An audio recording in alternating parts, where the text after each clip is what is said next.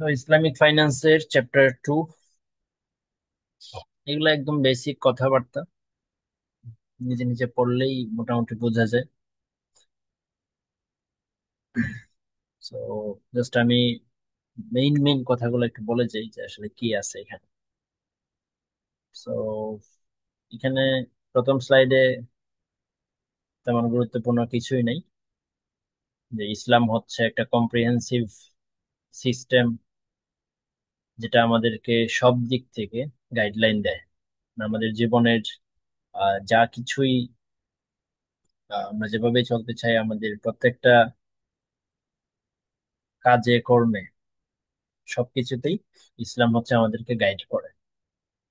বুঝছে? সো ইকোনমিক্সও তার বাহিরে নয়। তার মানে আমরা কিভাবে ইকোনমিক অ্যাক্টিভিটি গুলা করব সেই বিষয়েও ইসলাম আমাদেরকে গাইড করে। ঠিক আছে, এগুলো এখানে বলা আছে। সো এই যে ইসলামিক ইকোনমিক্স, ইকোনমিক্স এর ব্যাপারে যে গাইডলাইন গুলা পাবো আমরা, সেটার সোর্স কি? সেটার সোর্স হচ্ছে দুইটা, কোরআন এবং সুন্নাহ। এই দুইটা সোর্স থেকে আমরা ইকোনমিক অ্যাক্টিভিটিস কিভাবে করব সেই সম্পর্কে গাইডলাইন পাই। ঠিক আছে। আর প্রথম দিকে বলছে যে আমরা সব দিক থেকেই হচ্ছে গাইডলাইন পাই, মানে সবকিছুর জন্য গাইডলাইন পাই ইসলাম থেকে। পরের স্লাইডেও এগুলোর কন্টিনিউয়েশন চলতেছে। So, এখানে যেটা আছে 3 নাম্বার স্লাইডে, সেটা হচ্ছে যে principle of Islamic economics that are derived from the Quran and sunnah. এই যে এগুলো একটু ইম্পর্টেন্ট, মানে কোয়েশ্চেন আকারে যদি আমি বলি যে এখানে কি কোয়েশ্চেন আছে, প্রথম দিকে কোনো কোয়েশ্চেনই নেই। ঠিক আছে, এই প্রথম দুইটা স্লাইডে কোনো কোয়েশ্চেন নেই। 3 নাম্বার স্লাইডটাতে খুবই সুন্দর একটা কোয়েশ্চেন আছে, সেটা হচ্ছে যে principles of Islamic economics, Islamic economics এর প্রিন্সিপলস গুলা কি। তো এর মধ্যে যেগুলো অবশ্যই derive from Quran and Sunnah. So, প্রথম যে প্রিন্সিপল সেটা হচ্ছে রিয়েল ওনার্স। রিয়েল ওনারে বলা হচ্ছে যে যত অ্যাসেট আছে, যত অ্যাসেট আছে সবকিছুর ওনার হচ্ছে আল্লাহ। ঠিক আছে, এই যে it is clearly mentioned in Quran that Allah has created all the wealth. ঠিক আছে, মানে যত অ্যাসেট আছে, রিসোর্স আছে, সবকিছু সৃষ্টিকর্তা তৈরি করেছেন। এটা হচ্ছে রিয়েল ওনার। এটা হচ্ছে আমাদের ইসলামিক ইকোনমিক্স এর প্রথম প্রিন্সিপালস। ঠিক আছে, তো যেহেতু আল্লাহ হচ্ছে ওনার, তার মানে আমরা যে নর্মাল জীবনে, নর্মাল যে আমরা আমরা যে বলি নর্মালি যে অমুক ওনার তমুক ওনার, তাহলে এটা কি? এটাও ঠিক আছে। এটা হচ্ছে আসলে এই কথা এখানে বলা আছে যে individual and collective ownership of human beings in the resources is recognized in a sense that one should acquire the resources with one's personal efforts। তার মানে আমরা কি করব? জাস্ট আমাদের পার্সোনাল এফোর্টস দিয়ে সেগুলাকে অ্যাকুয়ার করব। তাহলে আমরা যে বলি আমরা মালিক, আমরা মালিক, আমরা আসলে মালিক না। আমরা আসলে কি? অ্যাকুয়ারার্স। আমরা জাস্ট অ্যাকুয়ার করতে পারতেছি। ঠিক আছে, সো আমি আমার এফোর্টের মাধ্যমে আমি কি করতেছি? অ্যাসেট গুলা অ্যাকুয়ার করতেছি।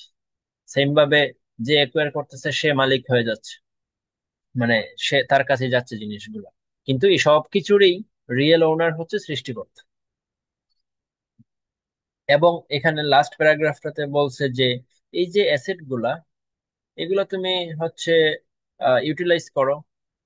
হ্যাঁ, সবার ইকুয়াল রাইট আছে এগুলাকে ইউটিলাইজ করার এবং অ্যাকুয়ার করার। তো যে অ্যাকুয়ার করবে সেই তো হচ্ছে এগুলাকে ইউজ করবে। আর লাস্টে বলছে it is not permitted to hold the property for a reasonably longer period. অনেক লম্বা সময়ের জন্য এগুলা অ্যাসেট গুলা হোল্ড করা যাবে না, সেগুলা হচ্ছে ডিস্ট্রিবিউট করে দিতে হবে ওই যে আমাদের যে পরবর্তী প্রজন্ম তাদের কাছে। ঠিক আছে, এই যে ল অফ ইনহেরিটেন্স এর মাধ্যমে সেগুলোকে কি করে দিতে হবে? পাস করে দিতে হবে। সো রিয়েল ওনারে মোটামুটি এই কথাগুলাই বলছে, যে আল্লাহ হচ্ছে রিয়েল ওনার, মানুষ হচ্ছে অ্যাকুয়ারার। সে তার এফোর্ট দিয়ে এগুলাকে অ্যাকুয়ার করে, এবং এই অ্যাসেট গুলাকে লং পিরিয়ডের জন্য হোল্ড করাটা উচিত না, সেগুলো ল অফ ইনহেরিটেন্স এর মাধ্যমে পাস করে দিতে হবে পরবর্তী প্রজন্মের কাছে। 2 নাম্বার যে প্রিন্সিপলস, সেটা হচ্ছে man and his positions. Man এবং তার পজিশনস। সো ম্যান এন্ড তার পজিশনে কি বলা আছে যে they have an inbuilt ability to discern and choose between good and evil. They have rights and duties. So man and his position হচ্ছে তাদের মানে মানুষের রাইটস এবং ডিউটিস আছে। তারা কি করবে? ফুলফিল করবে both rights of Allah and the rights of Allah's creation. আল্লাহর যে রাইট সেটাও আমরা ফুলফিল করতে হবে, এবং আল্লাহর যে ক্রিয়েশন তাদের প্রতি আমাদের যে কর্তব্যগুলো আছে সেগুলো আমাদেরকে করতে হবে। ঠিক আছে, human should follow the guidelines in the books, যে কোরআনে যে আমাদের গাইডলাইন গুলা যেগুলো আছে সেগুলো আমাদেরকে ফলো করতে হবে। On the basis of their actions, whether good or evil, they would be either rewarded and punished. আমরা যদি ভালো কাজ করি, আমরা যদি ওই যে রাইটস অফ আল্লাহ এবং রাইটস অফ আল্লাহস ক্রিয়েশন গুলা ঠিকঠাক মতো পালন করি, তাহলে হচ্ছে আমরা রিওয়ার্ডেড হব। আর যদি না করি তাহলে পানিশমেন্ট পাবো। ঠিক আছে, তো মোটামুটি এগুলাই হচ্ছে ম্যান এন্ড হিজ পজিশনস। ম্যানের পজিশন যা হবে সে ওই অনুযায়ী সে রিওয়ার্ড অথবা পানিশমেন্ট পাবে। ঠিক আছে, so choosing the following the right path, the path of Islam, submission to the will and laws of the creator would be determinant in this reward or punishment. আমরা কি করব সেটার উপর ডিপেন্ড করবে আমরা রিওয়ার্ড পাবো নাকি পানিশমেন্ট পাবো। দুইটা প্রিন্সিপলস গেল। একটা প্রিন্সিপলস এর সাথে আর একটা প্রিন্সিপলস খুব বেশি একটা মিলায় বলা যায় না, এগুলা কোত্থেকে আনা হয়েছে স্যার জানে। রিয়েল ওনার, এরপরে চলে আসছে ম্যান এন্ড হিজ পজিশনস, মানে একটার সাথে একটা কোনো কানেক্টিভিটি নাই। এরপরে আসতেছে অয়েল দেন রিসোর্স। 3 নম্বরটা হচ্ছে oil and resource. So oil then রিসোর্সে কি বলা হচ্ছে যে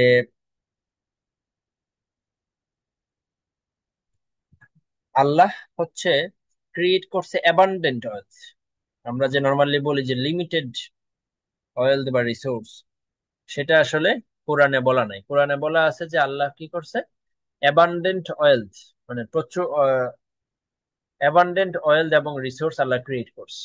তাহলে অয়েল এবং রিসোর্স নিয়ে শুরুতে এই কথাটা বলে ফেলা যায় যে Allah has created abundant oil and resources. ঠিক আছে, যেগুলা মানুষের বেঁচে থাকার জন্য দরকারি, মানুষকে হেল্প করে। তো এরপরে এখানে আছে the resources that directly support man's existence are known as actual resource. যে রিসোর্স গুলা মানুষদেরকে ডিরেক্টলি সাপোর্ট করে সেগুলাকে বলা হয় অ্যাকচুয়াল রিসোর্স। এন্ড যে রিসোর্স গুলা হচ্ছে ইউটিলিটি প্রোভাইড করে in terms of economic benefits are known as potential resources. তার মানে যেগুলা ডিরেক্টলি আমাদেরকে বেনিফিট দেয় সেগুলাকে আমরা বলবো অ্যাকচুয়াল রিসোর্স। আর যেগুলা আমাদেরকে হচ্ছে মানে ইউটিলিটি প্রোভাইড করে in terms of economic benefits, মানে ডিরেক্টলি আমাদেরকে কোনো সুবিধা দেয় না, ইনডিরেক্টলি সুবিধা দেয়, সেগুলাকে বলা হয় হচ্ছে পটেনশিয়াল রিসোর্স। ঠিক আছে, অ্যাকচুয়াল রিসোর্স আর পটেনশিয়াল রিসোর্স। ডিরেক্টলি সাপোর্ট দিলে অ্যাকচুয়াল, আর ইনডিরেক্টলি দিলে সেগুলোকে বলা হচ্ছে পটেনশিয়াল, বা ফিউচারে দিবে এরকম হচ্ছে পটেনশিয়াল রিসোর্স। ঠিক আছে, সো প্রত্যেক মানুষকে এনকারেজ করা হয়েছে যে ভাই তোমরা কাজ করো আর্ন করো। ঠিক আছে, অ্যাসেট গুলা তোমরা অ্যাকোয়ার করো, তাদের সবাইকে এটা হচ্ছে কি করা হয়েছে, আহ এনকারেজ করা হয়েছে। ঠিক আছে, মোটামুটি এগুলাই। So every human has the right to earn as much as oil as possible। সে যত পরিমাণে অ্যাসেট অ্যাকোয়ার করতে চায় করতে পারবে, সমস্যা নেই। এটা নিয়ে কোনো বাউন্ডারি বা এটা নিয়ে কোনো লিমিট নাই। এই হচ্ছে অয়েল দেন রিসোর্স। তাহলে এটা হচ্ছে 3 নাম্বার প্রিন্সিপলস। তো এখানে কি পড়লাম যে হচ্ছে আল্লাহ হচ্ছে অ্যাবান্ডেন্ট অয়েল দেন রিসোর্স ক্রিয়েট করছে যেগুলো আমাদেরকে হেল্প করে, এবং যদি ডিরেক্টলি হেল্প করে সেগুলোকে বলা হয় অ্যাকচুয়াল রিসোর্স, ইনডিরেক্টলি হেল্প করলে সেগুলোকে বলা হয় পটেনশিয়াল রিসোর্স। এবং আল্লাহ হচ্ছে মানুষদেরকে এনকারেজ করছে যে ভাই তোমরা আল্লাহ হচ্ছে আমাদেরকে এনকারেজ করছে যে যত পারো তত অ্যাসেট অ্যাকোয়ার করো।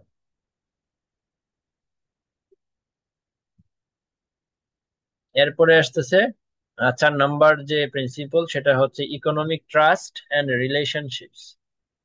ইকোনমিক ট্রাস্ট এন্ড রিলেশনশিপস এ কি বলছে? Allah has distributed all the resource and oil the unequally on the earth. ঠিক আছে, মোটামুটি এই লাইনটা পড়লেই বাকি সবকিছু বুঝে ফেলা যায় যে আহ আল্লাহ হচ্ছে এক এক দেশে এক এক রকমের অ্যাসেট দিছে। কোন দেশে তেল বেশি, কোন দেশে চা বেশি, কোন দেশে ফল ফ্রুটস বেশি, এরকম। ঠিক আছে। সো এটার কারণ কি? যাতে হচ্ছে আমাদের সবার মধ্যে একটা ইকোনমিক রিলেশনশিপ তৈরি হয়। ইকোনমিক একটা রিলেশনশিপ যাতে তৈরি হয়, সো এক এক জায়গা এক এক রকমের ফল ফসলের জন্য উর্বর। ঠিক আছে। সো মোটামুটি এই কথাটাই মেইন, এখানে যা আছে একটু পড়ে নিলেই হয় আর কি। এরপরে আসতেছে ইকোনমিক অ্যাক্টিভিটিস। ইকোনমিক অ্যাক্টিভিটিস এটা তো আমরা জানি যে আমরা ইকোনমিক অ্যাক্টিভিটিস করব, কারণ আল্লাহ হচ্ছে ব্যবসায়কে পছন্দ করেন, ইন্টারেস্টকে বা সুদকে হচ্ছে হারাম বলেছেন। সো ইকোনমিক অ্যাক্টিভিটিস করার জন্য এনকারেজ করা হয়েছে। ঠিক আছে। ইকোনমিক অ্যাক্টিভিটিস মানে কি? মানে হচ্ছে প্রোডাকশন করা, ডিস্ট্রিবিউশন করা, কনজাম্পশন করা, এগুলা। ঠিক আছে। সো এগুলা অবশ্যই সুদ নিয়ে করা যাবে না, ইন্টারেস্ট নিয়ে করা যাবে না। One cannot produce the goods and service that are prohibited in Islam. তো যেই প্রোডাক্ট গুলা ইসলামে নিষিদ্ধ করা হয়েছে সেগুলা প্রোডাকশন করা যাবে না, এবং যেগুলা হার্মফুল টু দ্য সোসাইটি, সোসাইটিকে হার্ম করবে, সেগুলা করা যাবে না। ঠিক আছে। তো এই আর কি। এরপরে বলা আছে এখানে একটু লাস্টের দিকে আছে যে ফার্স্টে তুমি প্রডিউস করবা যেগুলা হচ্ছে তোমার একদম নেসেসিটিস, যেগুলো তোমার একদম নেসেসারি, যে এই 3টা ওয়ার্ড। প্রথমে আমাকে প্রডিউস করতে হবে নেসেসিটিস, যেগুলো আমার লাগবেই লাগবে, ভাত চাল ওষুধ এগুলা। এরপরে আসতেছে আমার কমফোর্টের বিষয়, যে কোন জিনিসগুলা কোন অ্যাসেট গুলা আমাকে কমফোর্ট দিবে। সাপোজ হইতে পারে ফ্যানের বাতাস, ফ্যান। সো ফ্যান হচ্ছে আমার কমফোর্টেবল প্রোডাক্ট বা কমফোর্টস প্রোডাক্ট। আর এরপরে আসতেছে লাক্সারি, যেটা পর একদম খুব বেশি দরকার নেই, আহ, পরবর্তী একদম লাস্ট স্টেপে। সো আমাদেরকে ফার্স্টে প্রডিউস করতে হবে নেসেসারি প্রোডাক্ট গুলা, এরপরে প্রডিউস করতে হবে বা অ্যাকোয়ার করতে হবে বা কিনতে হবে, পারচেজ করতে হবে কমফোর্ট প্রোডাক্ট গুলা, এরপরে লাক্সারি প্রোডাক্ট গুলা। তো এগুলো শুধু প্রোডাকশনের ব্যাপারেই না, কনজাম্পশনের ব্যাপারেও মানে বলতে পারি যে আমরা প্রথমে কনজিউম করব বা কিনবো কোনগুলো, নেসেসারি প্রোডাক্ট গুলো কিনবো, পরে কমফোর্ট গুলো কিনবো, পরে লাক্সারি গুলো কিনবো। এই হচ্ছে ইকোনমিক অ্যাক্টিভিটিস।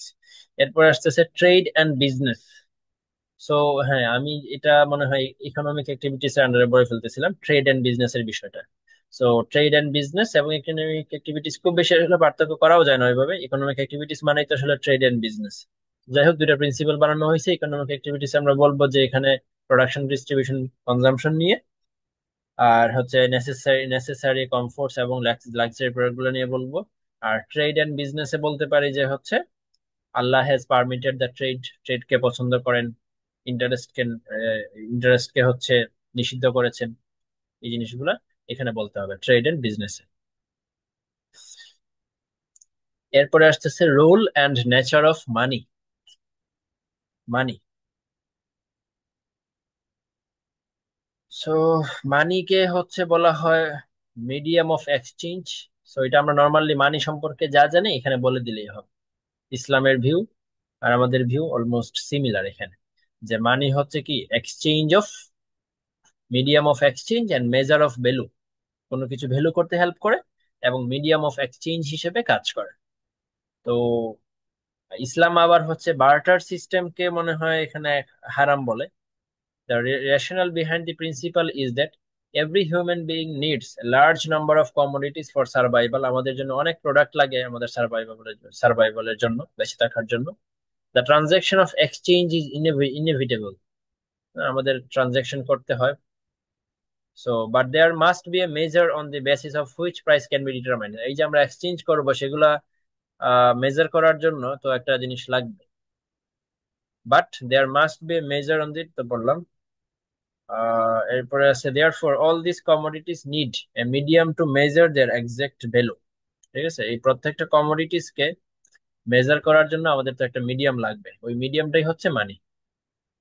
ঠিক আছে। তো ওই বার্টার সিস্টেম নিষিদ্ধ, এটা এখানে না হোক অন্য কোথাও আছে আর কি, আমি একটু পড়ছিলাম খুব সম্ভবত মনে হচ্ছে। তো এই বার্টার সিস্টেমকে ইসলাম হচ্ছে এলাও করে না, বরং এখানে মিডিয়াম অফ এক্সচেঞ্জ লাগবে কিছু একটা। সো মানি মানি লাগবে, সেটা কারেন্সি মানে যে কোনো কিছু হইতে পারে, পেপার কারেন্সি হোক আর যাই হোক না কেন, গোল্ড কারেন্সি হোক না কেন। এরপরে আসতেছে debt in Islam. So debt in Islam, এটা তো আমরা জানি ডেট, যে ডেট নিয়ে ইসলামে কি বলা আছে ওইগুলা বলে দিলেই হচ্ছে। যে ডেট হচ্ছে জেনারেলি ডিসকারেজড, ডেটকে ইসলাম কি করে না, এনকারেজ করে না, যে ডেট নিও না বলছে বা ডিসকারেজ করছে আর কি, না নেওয়ার জন্য। ঠিক আছে। সো একদম খুব বেশি প্রয়োজন হইলে নেওয়া যেতে পারে, সমস্যা নেই, কিন্তু ওই ইন্টারেস্ট এর বেসিসে নেওয়া যাবে না। আবার আরেকটা বিষয় হচ্ছে যে ডেট নেওয়ার সময় আমাদেরকে চিন্তা করতে হবে যে আমি কি এটা রিপে করতে পারবো কিনা। হ্যাঁ, রিপে করতে পারবো কিনা according to terms and conditions of the debt arrangement. ডেটের মধ্যে ডেট অ্যারেঞ্জমেন্টটা যে আমরা করছি, যে চুক্তিটা যে করব, যার যার কাছ থেকে আমি টাকাটা নিব, তার সাথে অবশ্যই আমাকে একটা রিটেন চুক্তি করতে হবে, একটা রিটেন চুক্তি করতে হবে, রিটেন একটা অ্যারেঞ্জমেন্ট করতে হবে। ওই অ্যারেঞ্জমেন্টে যে কন্ডিশন শর্ত থাকবে, সেগুলো আমি ফুলফিল করতে পারবো কিনা ওইটা বিবেচনা করে আমাকে ডেট নেওয়া লাগবে। ঠিক আছে। সো ওই অ্যারেঞ্জমেন্টে বা কন্ট্রাক্টে যে ইন্টারেস্ট নিয়ে কিছু বলা থাকবে, নট নেসেসারি অন্য যে কোনো কিছু, ওই যে পেমেন্ট কবে হবে না, কবে হবে নাকি হবে না, এরপরে কত টাকা করে ইনস্টলমেন্টে পেমেন্ট করলে কত করে পেমেন্ট করা হবে, কত দিনের মধ্যে দেয়া লাগবে না দেয়া লাগবে, ওই রিলেটেড একটা কন্ডিশনস, অনেকগুলা কন্ডিশনস ডেট অ্যারেঞ্জমেন্টে লেখা থাকতে পারে। ইন্টারেস্ট নিয়ে কিছু বলা থাকতে হবে এরকম বিষয়টা না। তো যে জিনিসগুলা কন্ডিশনসে বা অ্যারেঞ্জমেন্টে লেখা থাকবে, ওই জিনিসগুলা আমি মানতে পারবো কিনা ডেট নেওয়ার আগে, আমাকে এই জিনিসগুলো বিবেচনা করতে হবে। সো এই হচ্ছে বিষয়টা, ডেট ইন ইসলাম। তার মানে ডেট ইন ইসলাম নিয়ে দুই কথা বললে সেটা বলবো যে ডেট হচ্ছে ডিসকারেজ করা হয়েছে, খুব বেশি নেসেসারি হয়ে নিতে পারবো, কিন্তু আমার রিপে করার in accordance with the terms and conditions, repay করার ক্যাপাবিলিটি আছে কিনা সেটা আমাকে দেখে নিতে হবে। সো ডেট ইন ইসলাম গেল, এরপরে আসতেছে জাকাত এন্ড চ্যারিটি। সো এটা তো একদম সিম্পল বিষয়, যে আমাদের যে অ্যাসেট যা আছে সেটা 2.5% আমাদেরকে জাকাত দিতে হবে। জাকাত হচ্ছে কেন দিব, জাকাত দিলে আমার যে অ্যাসেট যেটা আছে সেটা পিউরিফাই হবে, বা এই আমার যে অ্যাসেট গুলা আছে সেগুলা আহ কি বলা যায়, হালাল থাকবে বা পিউরি পিওর পিওর পিওর থাকবে আর কি। ঠিক আছে। তো এটাই বলছে যে the act of giving zakat is purifying one's wealth to gains Allah's blessing. ঠিক আছে। তো জাকাত দিলে আমাদের অ্যাসেট গুলা পিওর থাকে। ঠিক আছে, না হলে এগুলো আসলে আহ ইসলামের দৃষ্টিতে নষ্ট হয়ে যায় বা হারাম হয়ে যায় আর কি। এরকম বিষয়টা কিছু একটা, আসলে কথা বলতেও আসলে ভয় লাগতেছে যে হারাম হয়ে যায়, বা ঠাস করে তো আমি বলতে পারি না যে হারাম হয়ে যায়, কথাবার্তা আসলে একটু হিসাব করে বলতে হচ্ছে। তো বুঝে নিও, একটু ভুল টুল হইতে পারে কথাবার্তায়। So Islam encourages every individual to earn and acquire as much as wealth as they can. So এটা তো আগেই বলছে যে ইসলাম হচ্ছে এনকারেজ করছে যে যত পারো তত অ্যাসেট অ্যাকোয়ার করো, বাট কি করতে হবে আমাদেরকে, জাকাত দিতে হবে, একটা পোর্শন স্পেন্ড করতে হবে for the benefits of the society, সোসাইটির বেনিফিটের জন্য আমাদেরকে কিছু আমার অ্যাসেটের কিছু অংশ খরচ করতে হবে। ঠিক আছে। সো এই যে 2.5% এখানে বলা আছে, এই আর কি।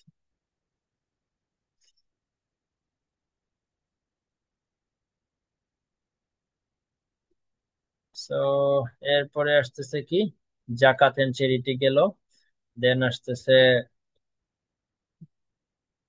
Savings in Islam. এটা মনে হয় লাস্ট, না আরেকটা আছে রিওয়ার্ড ইন ইসলাম। আচ্ছা, সো সেভিংস, সেভিংস ইন ইসলাম নিয়ে কি বলছে, সেভিংস নিয়ে বলছে যে ফর 7 consecutive years, এগুলো দরকার নাই।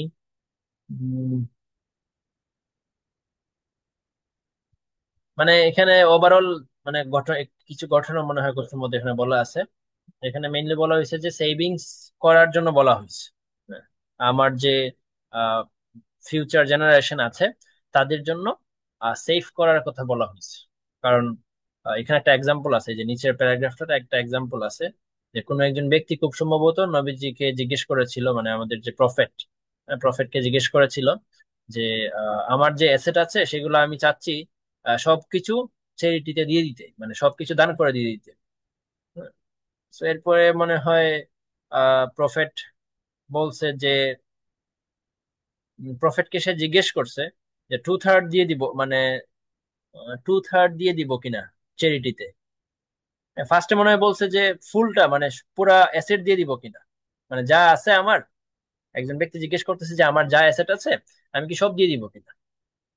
তো এখানে মনে হয় নবীজি নিষেধ করছে। এই যে prophet told him that he should not do so, সে এটা নিষেধ করছে যে না সবকিছু দিয়ে দিও না।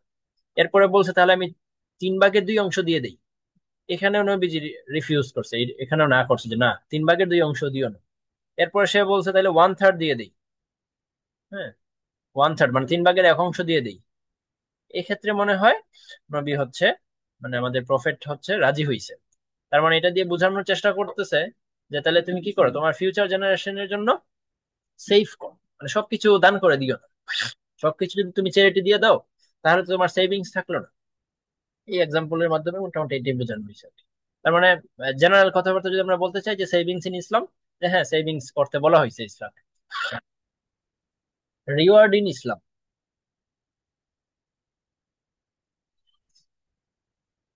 রিওয়ার্ড ইন ইসলাম, সো ইসলামের রিওয়ার্ড নিয়ে কি বলছে? Islam states that self satisfaction, profit and self development do matter, but not the extent that Islam accords to the life hereafter.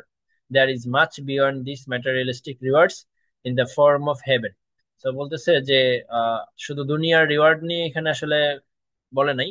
বলছে যে মেইন রিওয়ার্ড হচ্ছে মরার পরে ফর দি ইটার্নাল লাইফ, যেখানে আমাদের সারা জীবন মানে আজীবন থাকতে হবে। সো ওইটা নিয়ে বলা হয়েছে যে কেউ যদি ভালো কিছু করে সেক্ষেত্রে সে হচ্ছে বেহেস্ত মানে জান্নাত পাবে, হেভেন পাবে। ঠিক আছে, তো এই আর কি রিওয়ার্ড ইন ইসলাম। তো আমরা যদি সবকিছু ঠিকঠাক মতো করি, ইসলামের সব প্রিন্সিপলস যদি মেনে চলি, ইসলামের কথা মতো যদি চলি, তাহলে হচ্ছে আমরা হেভেন পাবো। মনে হয় এই কথাগুলো এখানে বলতে হবে, ওই রকম আহামরি কিছু নাই আসলে। তো এই হচ্ছে প্রিন্সিপলস গুলা গেল। তো প্রিন্সিপলস কয়টা ছিল? 10টা, 11টা প্রিন্সিপলস ছিল। এরপরে আসতেছে why study Islamic finance. Islamic finance কেন আমরা স্টাডি করব? এখানে দেখি কি বলা আছে, the emergence of Islamic finance as a new discipline. Conventional ফাইন্যান্সের পাশাপাশি এটা আসতেছে মুসলিমদেরকে গভর্ন করার জন্য। তো এই কথাটা মোটামুটি গুরুত্বপূর্ণ। শরিয়ার উপর বেস করে, শরিয়া বলতে আমাদের যে ইসলামিক নিয়ম কানুন, শরিয়া বলতে ইসলামিক যে লস এন্ড প্রিন্সিপলস, ওই অনুযায়ী মুসলিমদের যে ইসলামিক অ্যাক্টিভিটিস সেগুলা গভর্ন করার জন্য আর কি কনভেনশনালের পাশাপাশি এই ইসলামিক ফাইন্যান্সটা আমাদের দরকার। ঠিক আছে, মুসলিমদের জন্য এই ইসলামিক ফাইন্যান্সটার প্রয়োজন। কারণ কনভেনশনাল ফাইন্যান্স তো আছেই, যে কনভেনশনাল ফাইন্যান্স তো দুনিয়াতে আছেই, কিন্তু একজন মুসলিমের জন্য আসলে কনভেনশনাল ফাইন্যান্স তো এরকম উপযুক্ত না। তো তাদের জন্য হচ্ছে এই ইসলামিক যে শরিয়া, ইসলামিক লস এন্ড প্রিন্সিপলস, ওই ল এবং প্রিন্সিপলস অনুযায়ী অ্যাক্টিভিটিস গুলা করার জন্য আমাদের ইসলামিক ফাইন্যান্সটা দরকার। তাহলে মেইন কথা, এক কথা হচ্ছে যে আহ ইসলামিক মুসলমানদের জন্য, এক কথায় হচ্ছে মুসলমানদের জন্য ইসলামিক ফাইন্যান্সটা দরকারি কনভেনশনালের পাশাপাশি। এরপরে এখানে কিছু আহ পরিসংখ্যান দেওয়া আছে যে 550টা ফাইন্যান্সিয়াল ইনস্টিটিউশন আছে উইথ 6 ট্রিলিয়ন অ্যাসেট। এগুলা দুনিয়া পুরা পুরো ওয়ার্ল্ড এর কথা বলতেছে। 75 কান্ট্রিজে এগুলা পরিচালিত হচ্ছে।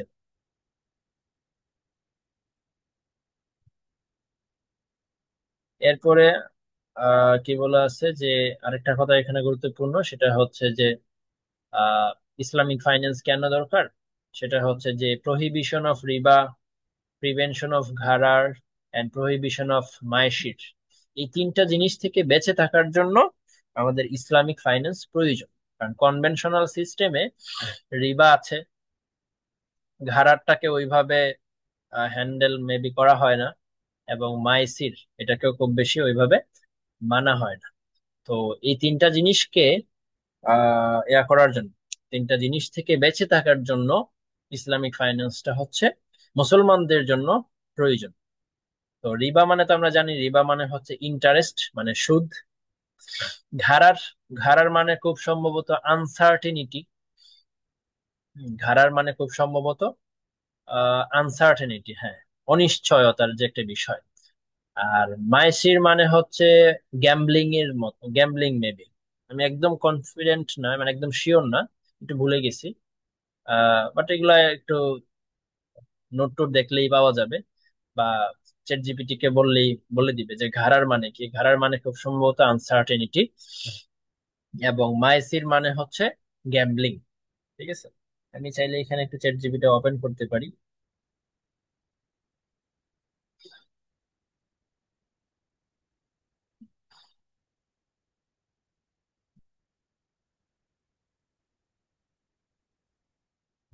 হোয়াট ইজ ঘাড়ার and maisir in Islamic finance.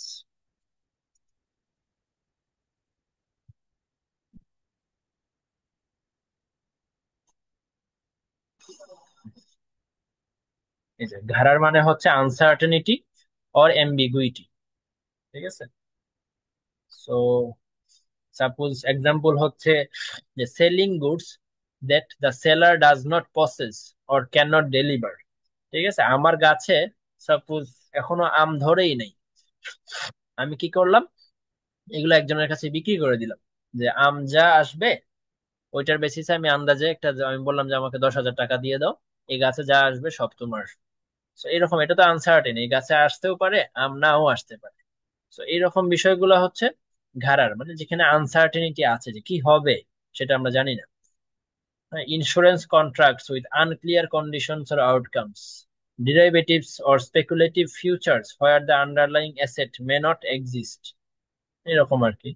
এরপরে আসতেছে কেন প্রহিবিটেড, সেটাও এখানে বলা আছে, কারণ ইসলাম হচ্ছে এমফাসাইজ করে জাস্টিসের বিষয়টাতে, যে উভয় পক্ষে জাস্টিস থাকবে, ট্রান্সপারেন্ট থাকবে, এবং মিউচুয়াল কনসেন্ট কনসেন্ট থাকবে। এই বিষয়গুলোকে হচ্ছে ইসলাম এমফাসাইজ করে, এজন্য এটা প্রহিবিটেড। এরপরে আসতেছে মাইসির। সো মাইসির মানে যেটা বলছিলাম যে গ্যাম্বলিং অর স্পেকুলেশনস। সো গ্যাম্বলিং হচ্ছে নিষিদ্ধ। যে গ্যাম্বলিং মানে তো আমরা বুঝি জুয়া খেলা, যে এখানে কোনো আহ আমাদের এফোর্ট ছাড়াই এক পক্ষ কিছু টাকা পেয়ে যাবে, আরেক পক্ষ কিছু টাকা লস করবে। সো এই আর কি, এগুলা গ্যাম্বলিং। সো এই জিনিসটা, এই জিনিসগুলা নিষিদ্ধ। তো এই যে without efforts or value creations, কেন প্রহিবিটেড সেগুলো এখানে খুব সুন্দরভাবে বলে দিছে। এই আর কি, সো এই তিনটা জিনিস থেকে বেঁচে থাকার জন্য হচ্ছে ইসলামিক ফাইন্যান্স আমাদের প্রয়োজন। ঠিক আছে, এরপরেও পাশাপাশি আছে যে prohibition of ethically and socially unacceptable business, যেটাকে আমরা বলতে পারি মনোপলি বিজনেস। এরপরে হচ্ছে ইন্ট্রোডাকশন অফ জাকাত, জাকাতকে বোঝার জন্য আমাদের ইসলামিক ফাইন্যান্স প্রয়োজন। সোসাইটিকে হেল্প করার জন্য আমাদের ইসলামিক ফাইন্যান্স প্রয়োজন। ট্রেড এবং ইনভেস্টমেন্ট করার জন্য আমাদের ইসলামিক ফাইন্যান্স প্রয়োজন। এই আর কি। এরপরে আবার বলছে by studying Islamic finance we want to understand, এই যে পয়েন্ট আকারে এখানে বলে দেয়া আছে যে কেন ইসলামিক ফাইন্যান্স প্রয়োজন, সেগুলা পয়েন্ট আকারে এখানে বলে দেয়া আছে। যে understand the importance of religion and economic factors. ঠিক আছে, রিলিজিয়নের বিষয়টা বোঝার জন্য, ইকোনমিক ফ্যাক্টরটা বোঝার জন্য। এরপরে হচ্ছে ইসলামের যে কনসেপ্ট যেগুলো আছে, ফাইন্যান্স রিলেটেড যে কনসেপ্ট, সেগুলা বোঝার জন্য। এরপরে হচ্ছে কনসেপ্ট অফ আনপ্লিজেন্ট প্র্যাকটিস, যেগুলা ওই যে আনপ্লিজেন্ট প্র্যাকটিস একটু আগে বললাম, যে রিবা, মাইসির, গায়রার, এগুলা, এই জিনিসগুলো বোঝার জন্য আমাদের ইসলামিক ফাইন্যান্স পড়া প্রয়োজন। এরপরে আসতেছে যে legal maxims and main underlying Islamic principles related to Islamic finance instruments. Islamic finance related, under Islamic principles related Islamic finance কি বলছে এটা, discuss the legal maxims and main underlying Islamic principles গুলা বোঝার জন্য আমাদের ইসলামিক ফাইন্যান্স প্রয়োজন। Identify the structure of a modern Islamic financial system. Modern Islamic financial system বোঝার জন্য হচ্ছে আমাদের এই ইসলামিক ফাইন্যান্স স্টাডি করা প্রয়োজন। এরপরে আসতেছে যে sharia is the bedrock of the Islamic financial system. Sharia is the bedrock of the Islamic financial system. এখানে কি বলছে, এগুলা তেমন গুরুত্বপূর্ণ কিছু নাই।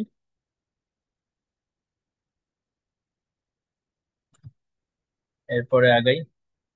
সো শরিয়া কি, হোয়াট ইজ এক্স্যাক্টলি শরিয়া? সো এখান থেকে কোয়েশ্চেন শুধু জাস্ট এটাই যে শরিয়াটা কি। সো শরিয়া মানে হচ্ছে লিগ্যাল সিস্টেম, রুলস।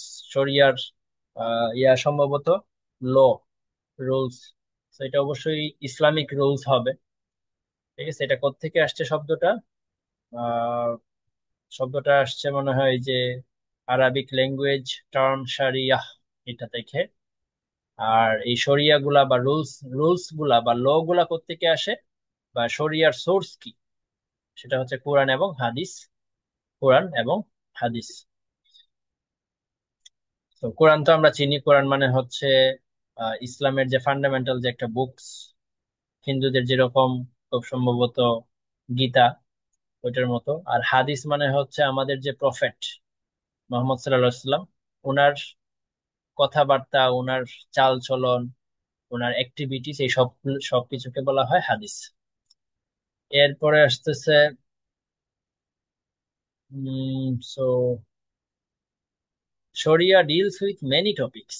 শরিয়া মানে ইসলামিক যে লিগ্যাল সিস্টেম, সেটা অনেক টপিক নিয়ে আলোচনা করে। ক্রাইম নিয়ে আলোচনা করে, পলিটিক্স নিয়ে আলোচনা করে, ইকোনমিক্স নিয়ে আলোচনা করে, হাইজিন নিয়ে আলোচনা করে, ডায়েট নিয়ে আলোচনা করে, প্রেয়ার নিয়ে আলোচনা, মানে কোনটা নিয়ে আলোচনা করে না, এক কথায় সবকিছু নিয়েই আলোচনা করে ইসলামিক লিগ্যাল সিস্টেম। ঠিক আছে, এভরিডে এটিকেট নিয়ে আলোচনা করে, ফাস্টিং নিয়ে আলোচনা করে, নখ কিভাবে কাটবো সেগুলো নিয়ে পর্যন্ত নিয়ম কানুন বলা আছে। এরপরে আছে adherence to Sharia has served as one of the distinguishing characteristics of the Muslim faith historically. So মুসলিম যারা আছে তারা হচ্ছে এগুলা মেনে চলে। এরপরে কি আছে? সো এগুলার সোর্স হচ্ছে দুইটা, কোরআন এবং হাদিস, এগুলো তো বললাম। এই আর কি। তাহলে শরিয়া মানে হচ্ছে এই জিনিসটা, যে ইসলামিক লিগ্যাল সিস্টেম সবকিছু করার। এখানে তেমন কিছু নাই। এরপরে আগাই। Value proposition of the Islamic financial system. Value proposition কি of the Islamic financial system? Islamic financial সিস্টেমের ভ্যালু প্রপোজিশন কি, মানে কি? ভ্যালু প্রপোজিশন দিয়ে কি বুঝছি? Islamic finance falls within the scope of Islam as religion under which Muslims are obliged to uphold the utmost sincerity, justice and moral values when dealing with other human beings. যখন আমরা অন্য মানুষের সাথে কথাবার্তা বলি, অন্য মানুষের সাথে কাজকর্ম করি, সেক্ষেত্রে আমাদেরকে যেটা মেনে চলতে হয়, ওইগুলোই আসলে হচ্ছে আমাদের শরিয়া বা ভ্যালু প্রপোজিশন খুব সম্ভবত। Islamic economic system is based on the following philosophical foundations. Islamic economic যে সিস্টেমটা গঠিত হয়েছে, সেটা কিসের উপর বেস করে গঠিত হয়েছে, এগুলাকে ভ্যালু প্রপোজিশন বলা হচ্ছে। যদি পরীক্ষাতে value proposition of the Islamic financial system বলে, তাহলে বলে দিতে হবে এই যে যে ফিলোসফিক্যাল ফাউন্ডেশনের উপর বেস করা ইসলামিক সিস্টেমটা গঠিত, ইসলামিক ইকোনমিক সিস্টেমটা গঠিত, সেগুলো। যেমন তাওহিদ, তাওহিদ হচ্ছে আমাদের একটা ফিলোসফিক্যাল ফাউন্ডেশন। সেটা কি, যে আহ, আল্লাহ হচ্ছে একজন, গডস ইউনিটি, গড হচ্ছে একজন। এটা হচ্ছে ফার্স্ট ফিলোসফিক্যাল ফাউন্ডেশন। সেকেন্ড হচ্ছে রুবুবিয়াহ। রুবুবিয়াহ মানে হচ্ছে যে divine arrangements of things perfectly, মানে আগে থেকেই বলা আছে, আগে থেকেই লেখা আছে যে কিভাবে কি হবে না হবে। এটাই বলতেছে যে ডিভাইন অ্যারেঞ্জমেন্টস, আগে থেকে অ্যারেঞ্জমেন্ট করা আছে অফ থিংস পারফেক্টলি, এবং এটাতে বিশ্বাস করতে হবে আমাদেরকে, যে আমরা যারা ইসলাম মুসলিম আছি আমরা এটাতে বিশ্বাসও করি যে আমাদের তকদিরে যা আছে, আমাদের ভাগ্যে যা আছে তাই হবে। তো এই হচ্ছে, এটাকে বলা হচ্ছে রুবুবিয়া। এরপরে আসতেছে রিসালাহ। রিসালাহ মানে হচ্ছে আমাদের যে প্রফেট যারা যারা আসছিল এবং তারা যে গাইডেন্স নিয়ে আসছিল, নবী রাসূল যারা আসছিল, ওই তাদেরকে বলা হয় রিসালাহ, বা তাদের গাইডেন্স গুলাকে বলা হয় রিসালাহ। এরপরে আসতেছে আখিরাত। আখিরাত মানে হচ্ছে যে মৃত্যুর পরে আমাদের যে বিচার হবে, ডে অফ জাজমেন্ট, সেটাতে বিশ্বাস করাকে বলা হয় আখিরা। এরপরে আসতেছে ইস্তিখলাফ। ইস্তিখলাফ মানে হচ্ছে man's rule as God's vicegerent on earth. আমরা যে দুনিয়াতে আসছি, দুনিয়াতে হচ্ছে আমরা আল্লাহর দাসত্ব বা আল্লাহর যে মনোনীত যে কাজগুলা আছে সেগুলা আমাদেরকে করার জন্য পাঠানো হয়েছে, এটাকে বলা হয় ইস্তিখলাফ। এরপরে আসতেছে তাজকিয়াহ। তাজকিয়াহ মানে হচ্ছে পিউরিফিকেশন। পিউরিফিকেশন খুব সম্ভবত নিজের অন্তরকে পরিশুদ্ধ রাখা, পিউরিফাই রাখা, এরকম বিষয় আর কি। এরপরে আসতেছে কাফালাহ। কাফালাহ মানে হচ্ছে সোশ্যাল সলিডারিটি। এটা কি কে জানে, হয়তো বা সমাজের সবার সাথে মিলে ঝিলে চলা হইতে পারে কাফালাহ। চ্যাট জিপিটি করলেই বোঝা যাবে আসলে। এরপরে আসতেছে আদালাহ। আদালাহ মানে হচ্ছে আদালত, জাস্টিস, ন্যায় বিচার। এরপরে আসতেছে ফালাহ। ফালাহ মানে হচ্ছে success in this world and hereafter, পৃথিবীতে এবং মৃত্যুর পরে যে সাকসেস, সেটাকে বলা হয় ফালাহ। এই যে আজানের সময় বলে মনে হয় খুব সম্ভবত হাইয়া আলাল ফালাহ, সাকসেসের দিকে আসো বা কল্যাণের দিকে আসো, ফালাহ। So, এই জিনিসগুলো হচ্ছে কি পড়লাম, ভ্যালু প্রপোজিশন: তাওহিদ, রুবুবিয়াহ, রিসালা আখিরা, ইস্তিখলাফ, তাজকিয়া, কাফালা, আদালাহ, আর হচ্ছে ফালাহ। এরপরে আসতেছে reasons for Rewa prohibition. Reasons for Rewa prohibition, রিবাকে কেন প্রহিবিট মানে নিষিদ্ধ করা হয়েছে। So, রিবাকে নিষিদ্ধ করার কারণগুলো এখানে বলা আছে। এরপরে হচ্ছে স্যার একটা শীট দিছে, এক্সট্রা শীট, সেখানেও বলা আছে যে রিবা কেন নিষিদ্ধ। তো এখান থেকে দেখি যা আছে, এখানে খুব অল্প করেই লেখা, আর স্যারের ওই এক্সট্রা শীটটাতে একটু ডেসক্রিপটিভ আকারে লেখা আছে। এরপরে তাহলে এখানে দেখি, এখানে কি লেখা আছে, সেটা হচ্ছে রিবা করাপ্ট সোসাইটি, এই জন্য রিবা প্রহিবিটেড। রিবা হচ্ছে সোসাইটিকে কি করে, করাপ্ট করে ফেলে, মানুষ করাপশনে জড়ায় যায় রিবা থাকলে। এরপরে আসতেছে রিবা implies improper appropriation of others others property. ঠিক আছে, implies, Rewa implies improper appropriation, improper appropriation of others property. খুব বেশি বোঝা যাচ্ছে না, মানে এক্সাম্পল আকারে বলতে পারতেছি না এগুলা এটা কি আসলে। Reverse ultimate effect is negative growth. তো এটা তো সিম্পল বোঝা যায় যে ইন্টারেস্ট থাকলে এখানে গ্রো হয় না, নেগেটিভ গ্রোথ আসলে। আলটিমেট ইফেক্ট হচ্ছে নেগেটিভ গ্রোথ। এগুলা আমাদের এলাকায় দেখা যায় যে যারা হচ্ছে ইন্টারেস্ট নিয়ে এই ইন্টারেস্টের ব্যবসাটা করে, তারা আসলে লং টার্মে দেখা যায় তাদের নেগেটিভ গ্রোথই হয়। ঠিক আছে, মানে তাদের অবস্থা খারাপ হয়ে যায়, খুবই খুবই আশঙ্কাজনক ভাবে খারাপ হয়ে যায়। তাদের হয় অনেক বড় ধরনের অসুস্থতা চলে আসে, অথবা তারা হার্ট অ্যাটাক করে, অথবা অনেকে আছে অনেকভাবে তারা হচ্ছে ক্ষতিগ্রস্ত হয় আর কি। সো লং টার্ম ইফেক্ট এটা নেগেটিভ। এরপরে আসতেছে রিবা ডিমিনস এন্ড ডিমিনিশেস হিউম্যান পার্সোনালিটি। তো যে ব্যক্তিটা এই রিবার সাথে জড়িত তার কোনো পার্সোনালিটি থাকে না, বা তার পার্সোনালিটিটা ডিমিনিশ হয়ে যায়। রিবা ইজ আনজাস্ট। তো রিবা আসলে আনজাস্ট, যেমন গরিবদের থেকে হাই ইন্টারেস্ট নেওয়াটা তো আনজাস্টিসের মধ্যেই পড়ে। এই জিনিসগুলোর কারণে হচ্ছে রিবাকে প্রহিবিট করা হয়েছে। এরপরে আসতেছে functions Islamic financial system. So এখানে তেমন কিছু নাই। এই যে functions of Islamic financial system, এটা এটা পড়ি। এটা তো জেনারেল কথাবার্তা। এই ফাংশনস গুলা পড়ে, যে ইসলামিক ফাইন্যান্সিয়াল সিস্টেমের ফাংশন গুলা কি কি, মানে ইসলামিক ফাইন্যান্সিয়াল সিস্টেম আমাদের জন্য কি কি করে। আমাদের জন্য যেটা করে, যে ব্যাংক যেটা নর্মালি করে সেটাই তো করবে। So bringing together surplus fund এবং ডেফিসিট ফান্ড, এদেরকে একত্র করে। ঠিক আছে, সারপ্লাস ফান্ড এবং যে ডেফিসিট ফান্ড আছে তাদেরকে একত্র করে, এবং অবশ্যই সরিয়ে মেনে চলে এখানে। এরপরে আসতেছে যে channelling investable fund from surplus income units to deficit income units. So যার কাছে টাকা আছে তার থেকে টাকাটা নিয়ে ডেফিসিট ইনকামের কাছে, ডেফিসিট ইউনিটের কাছে দেয়। দুইটা মোটামুটি একদম ক্লোজলি রিলেটেড। প্রথমটাতে বলছে যে দুজনকে একত্র করে, এরপরে বলতেছে যে একজনের কাছ থেকে আরেকজনের কাছে নিয়ে দেয়। একই কথা আমার মনে হয়, এটা দুই ভাবে বলছে। 3 নাম্বার যে পয়েন্টটা আছে সেটা হচ্ছে mobilising large amounts of relatively small savings and pool them together.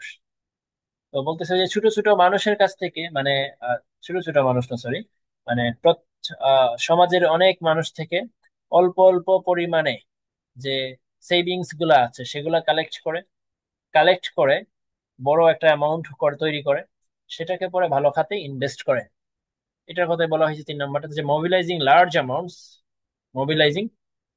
Amounts of relatively small savings থেকে মোবিলাইজ করে ওরা লার্জ একটা অ্যামাউন্ট। ঠিক আছে, এই আর কি। এই হচ্ছে function of Islamic financial system. So normal আমাদের যে ব্যাংক গুলার কথা আমরা যে ফাংশন গুলা পরে আসি সেগুলোর সাথে মিলে যায় খুব, নতুন করে শেখার কিছু নেই। এরপর আসতেছে ইসলামিক ফাইন্যান্সিয়াল ইন্টারমিডিয়ারিস। ইন্টারমিডিয়ারিস মানে কি সেটা তো আমরা বুঝি, যে দুইটা পক্ষকে একত্র করে দেওয়া।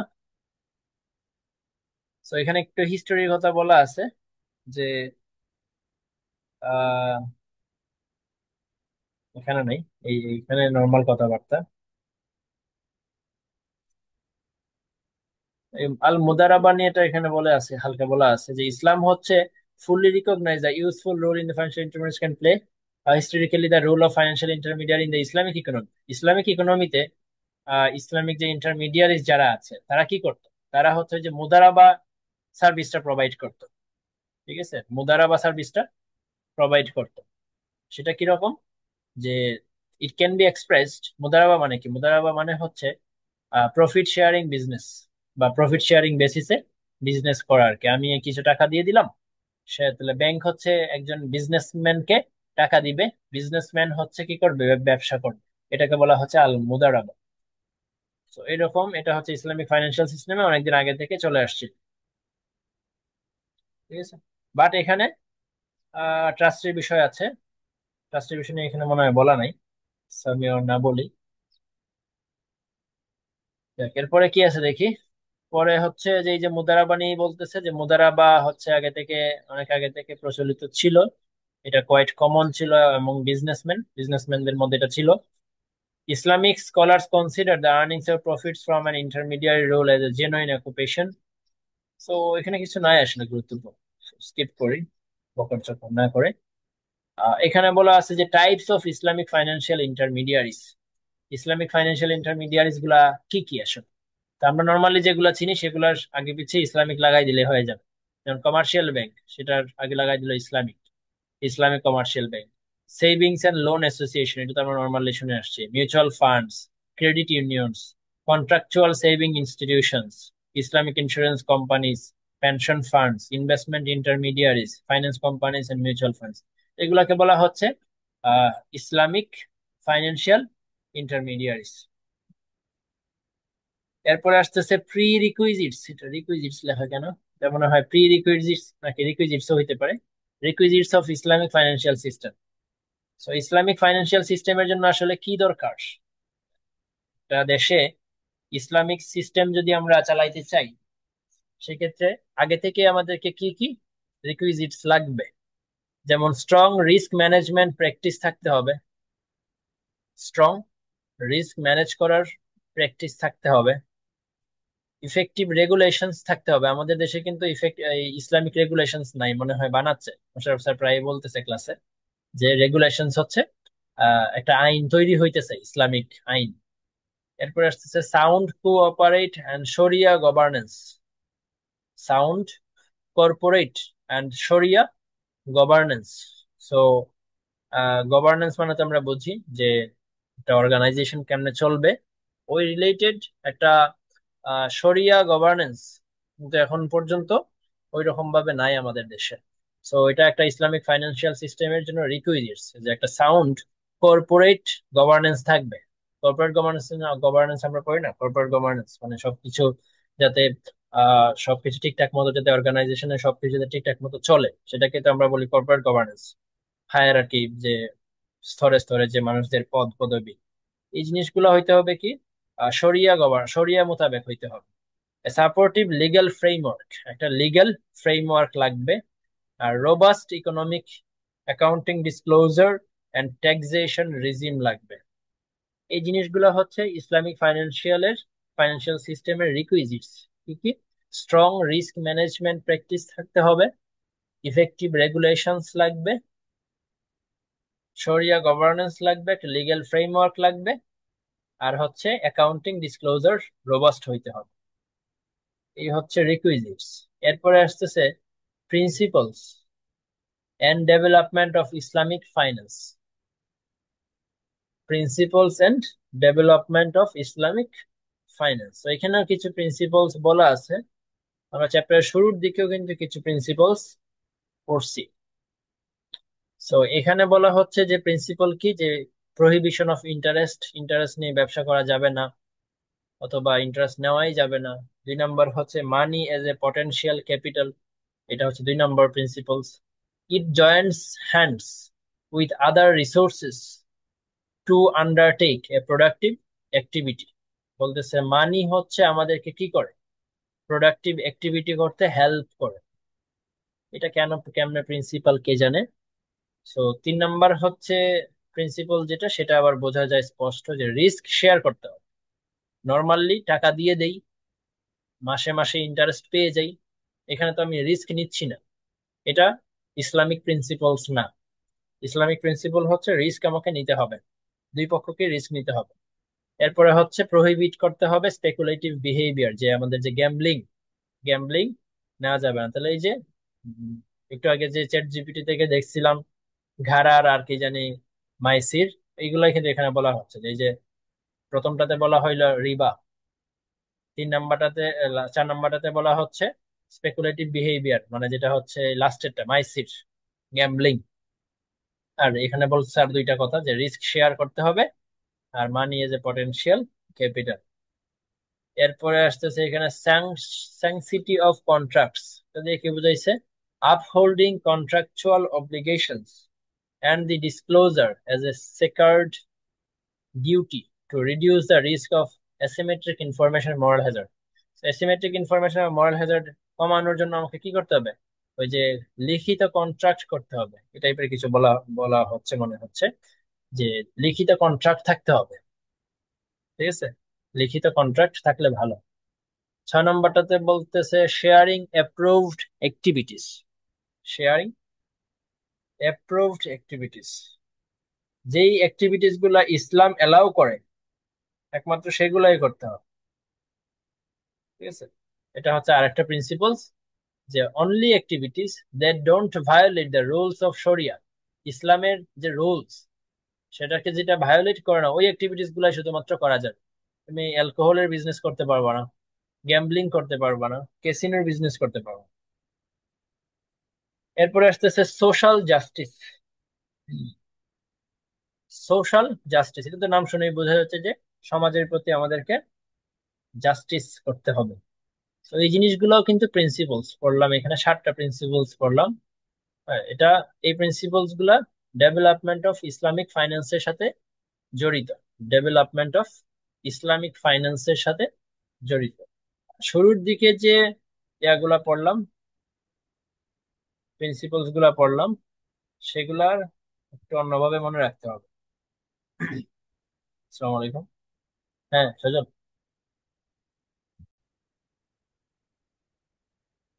তো এই প্রিন্সিপলস গুলা হচ্ছে that are derive from the Quran and Sunnah, এগুলো হচ্ছে প্রিন্সিপলস অফ ইসলামিক ইকোনমিক্স। ঠিক আছে, এগুলো হচ্ছে প্রিন্সিপলস অফ ইসলামিক ইকোনমিক্স। আর পরের লাস্টের গুলা কি? লাস্টের গুলা হচ্ছে principles and development of Islamic finance. Question যে কিভাবে আসবে আর কিভাবে যেগুলা আমরা সেপারেট করব বুঝতেছি না আসলে। লাস্ট স্লাইড, সেটা হচ্ছে ফিউচার চ্যালেঞ্জ, যে কি কি ফিউচার চ্যালেঞ্জ আমাদের ইসলামিক ফাইন্যান্সের যে ইনস্টিটিউশন গুলো আছে তারা ফেস করবে। লিকুইডিটি প্রবলেম, এটা একটা চ্যালেঞ্জ ফেস করবে। সো এই প্রবলেমটা দূর করার উপায় কি? যে enhancing financial instruments and the development of capital market. ঠিক আছে, ফাইন্যান্সিয়াল ইনস্ট্রুমেন্ট যদি আমরা এনহ্যান্স করতে পারি এবং ডেভেলপ করতে পারি ক্যাপিটাল মার্কেট, তাহলে এই সমস্যাটা দূর হয়ে যাবে। এরপর আসতেছে 2 নম্বর যে চ্যালেঞ্জ যেটা দেখা দিতে পারে, সেটা হচ্ছে লিমিটেড স্কোপ, বা এটা বর্তমান চ্যালেঞ্জও আসলে, যে লিমিটেড স্কোপ, খুব বেশি একটা ইসলামিক ফাইন্যান্সের স্কোপ নাই। সো এটা কিভাবে দূর করা যায়? Can benefit from economics of scale and enhancement of scope. So যেহেতু স্কোপটা এখনো ছোট, সো এখন যদি আমরা স্কোপটা বাড়াই, হ্যাঁ, তাহলে হচ্ছে আমরা ইকোনমিক্স অফ স্কেলের সুবিধাটা পাবো। Both approach offer diversification benefits. আমরা যদি স্কেল, ইকোনমিক্স অফ স্কেলে যাই অথবা এনহ্যান্সমেন্ট অফ স্কোপ বাড়াই, দুইটাই আমাদেরকে ডাইভার্সিফিকেশনের বেনিফিট অটোমেটিক্যালি দিবে। 3 নাম্বারটা যেটা হচ্ছে কনসেন্ট্রেটেড ফাইন্যান্সিং। কনসেন্ট্রেটেড ফাইন্যান্সিং মানে মনে হচ্ছে যে একই জায়গা থেকে ফাইন্যান্সিং করা, মানে কয়েকটা সোর্স থেকে ফাইন্যান্সিংটা করতে হয়। এটা হচ্ছে ইসলামিক ফাইন্যান্সের একটা কনস্ট্রেইন্ট বা একটা চ্যালেঞ্জ। কয়েকটা সোর্স থেকে ফাইন্যান্সিংটা করতে হয়, সব জায়গা থেকে তো সে ফাইন্যান্সিং করতে পারে না, কারণ ইন্টারেস্টের বিষয় আছে। ঠিক আছে, তো এটা একটা অসুবিধা। সো এখানে কি বলছে, ডাইভার্সিফাইং দেয়ার বেজ অফ ডিপোজিটরস। সো এই প্রবলেমটা দূর করার জন্য আমরা কি করতে পারি? ডাইভার্সিফাই করতে পারি বেজ অফ ডিপোজিটরস। ডিপোজিটরের যে বেজ আছে সেটাকে আমরা ডাইভার্সিফাই করতে পারি, মানে অনেক নতুন নতুন ডিপোজিটরের কাছে আমরা যাইতে পারি, তাহলে এই সমস্যাটা থেকে বের হওয়া যাবে। Reduce their exposure, introduction of internet banking introduction করতে পারি, জিওগ্রাফিক্যাল ডাইভার্সিটি বাড়াইতে পারি, তাহলে হচ্ছে আমাদের কনসেন্ট্রেটেড যে ফাইন্যান্সিং প্রবলেমটা আছে সেটা দূর হবে। লাস্ট ওয়ান হচ্ছে কনসেন্ট্রেটেড ব্যাংকিং। কনসেন্ট্রেটেড ব্যাংকিং মানে হচ্ছে লিমিটেড কিছু ব্যাংকিং অ্যাক্টিভিটিস পরিচালনা করা। তো বর্তমানে ইসলামিক ফাইন্যান্সিয়াল যে ইনস্টিটিউশন গুলো আছে তারা এই চ্যালেঞ্জটা ফেস করতেছে বা ফিউচারেও করতে পারে। সেটা হচ্ছে কনসেন্ট্রেটেড ব্যাংকিং, অল্প কিছু অ্যাক্টিভিটিস তারা করতেছে। Risk management framework can be enhanced by improving the transparency in current financial disclosure. Measurement and management of risk need to be supplemented with analytical method. কি বলছে কে জানে? সো কনসেন্ট্রেটেড ব্যাংকিং, অল্প limited কিছু activities এর মধ্যে যে বর্তমানে banking গুলা পরিচালিত হচ্ছে, এটাও একটা চ্যালেঞ্জ, এখান থেকেও বের হইতে হবে। ঠিক আছে? তাহলে মোটামুটি এটা শেষ।